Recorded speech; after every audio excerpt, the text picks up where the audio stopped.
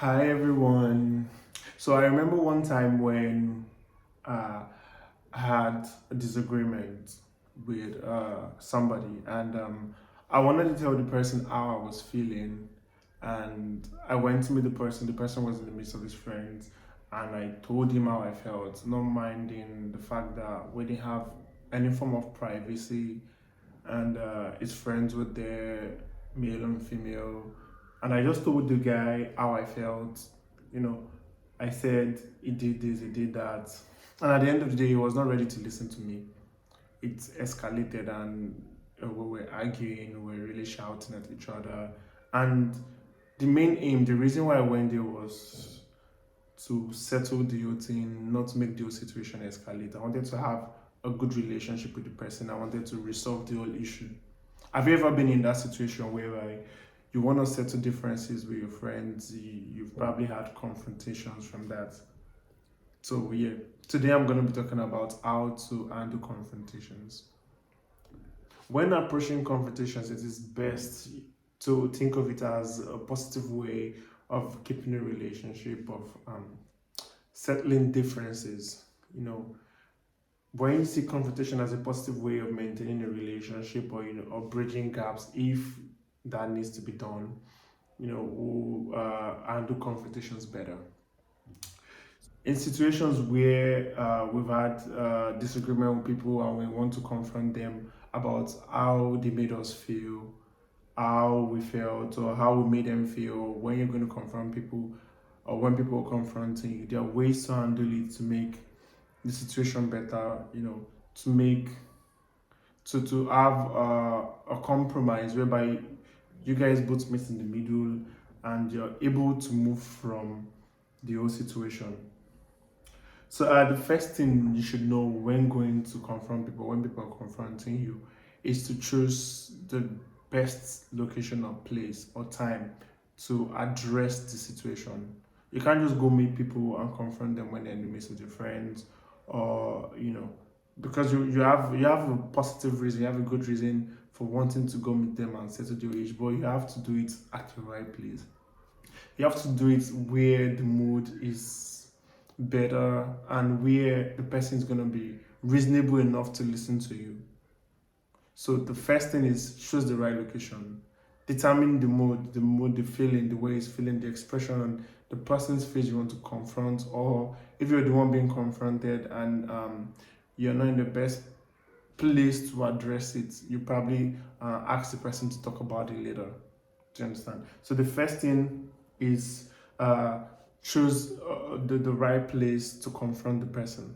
Another is when you're ready to confront the person and you know, okay, this is the right place. You have to start out calm. You don't want to go there shouting, arguing. You're not going to lead. It's not going to lead to a peaceful resolution. You have to be able to like do it calmly. Imagine going to meet somebody who's offended you, and you want to build a relationship with the person. You want to keep the relationship with the person, or you want to address how the person made you feel, and you want the person to understand what you've been through. When you go there and you don't address it nicely or calmly, I understand the person has wronged you, person has done whatever to you, but at the moment you have to be mature about it. You have to calm down, talk to them nicely, peacefully, let them reason with what you've been to, let them think about it, like give them time to think about it. You don't just pour the whole thing. You let them react to it and communicate back with you, because at the end of the day, communication is what brings about effective uh, resolution in conflict. And most time when people think about conflicts, people think about shouting, arguments, or violence. No, no, no, no.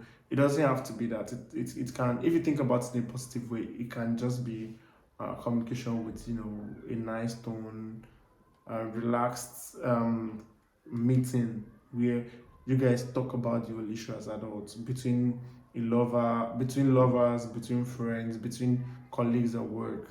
It can be between you and anybody.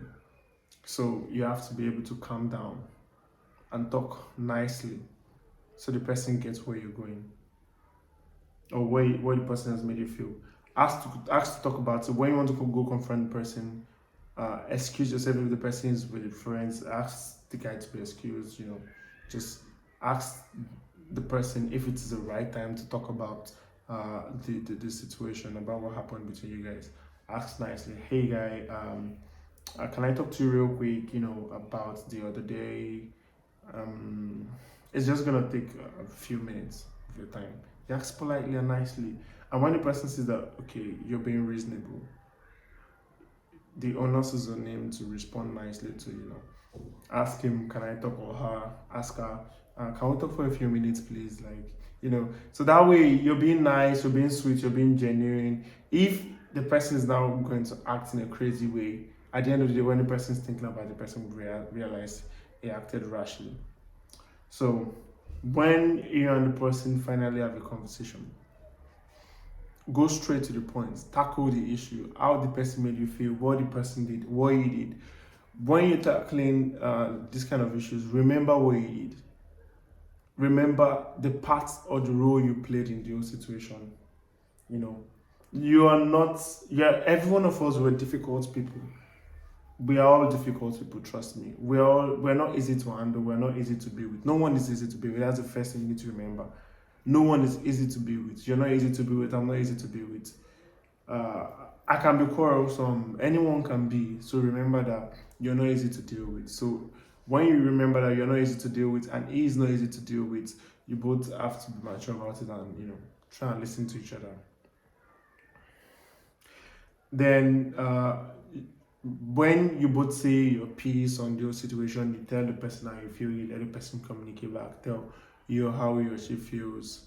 You try and find a common ground. If both of you have to apologize about your wrongdoings in the whole situation, you apologize, he or she apologizes, and from there you're able to move on.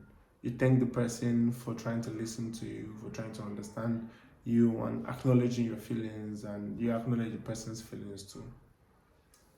And in a situation where the person is not ready to listen to you, or maybe the person wanted to listen to you at the beginning and the person is hot tempered, and the person escalates the whole issue, starts shouting, arguing, and it's probably going to develop or escalate into violence, all that.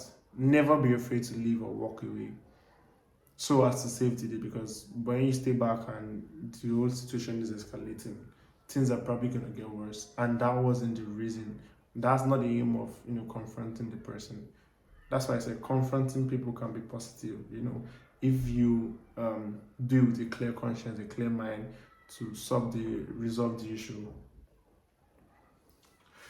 Recognize your role, try to see the part you played, stay calm, decide and choose the best location to address the issue.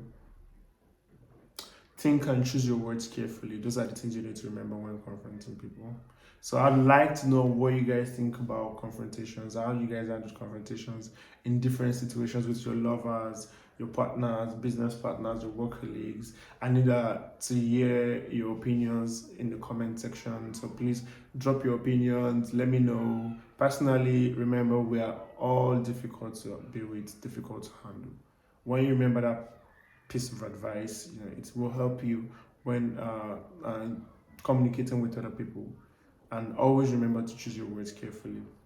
The tone matters. Also, you need to remember that when you're confronting people, it's better to do it physically or over phone calls, because most times when you're doing it via text, the whole message you're trying to pass, the tone could be different over text or emails. So imagine texting people about how you feel. You probably even imagine trying to tell your lover you love them, and you write it in capital letter, I love you. In your head, it's almost like you're shouting I love you to the person in caps lock. So why texting? People can get different meanings. So remember, it's better to do it in person. Always better to do it in person or via phone calls. So like I said, I want to see your comments. I will be responding to comments, and also do like and subscribe. I've got other interesting topics to talk about in the nearest future, so please like and subscribe, share with family.